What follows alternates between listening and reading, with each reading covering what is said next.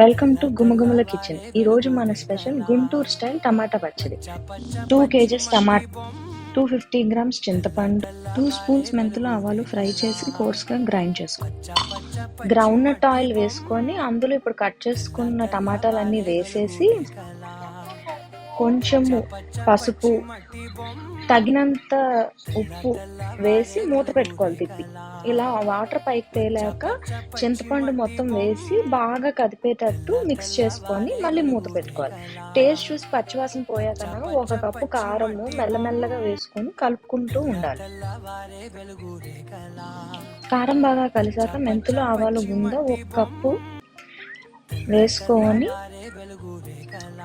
ఆ మొత్తాన్ని బాగా మిక్స్ అయ్యేటట్టు కలుపుకోవాలి.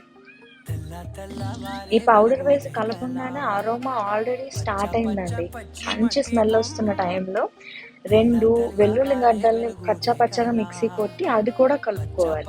మూత పెట్టాక మీకు ఆయిల్ పైకి తేలి పచ్చడి ఎలా వస్తుంది, అది అయిపోయినట్టు. ఇప్పుడు ఆయిల్లోకి పోపు దినుసులు వేసి అదన్నీ ఫ్రై అయ్యాక, పోపు బాగా ఫ్రై అయ్యాక అది తీసుకొని టమాటా పచ్చడిలోకి బాగా కలుపుతాం. నిలవ పచ్చడి రెడీ అండి. వేడి అన్నంలో నెయ్యితో కలుపుకొని ఈ పచ్చడి తింటే ప్లేట్స్ అన్ని ఆటోమేటిక్గా కంప్లీట్ అయిపోతాయి. మరిన్ని గుమగుమల రెసిపీల కోసం సబ్స్క్రైబ్ చేయండి.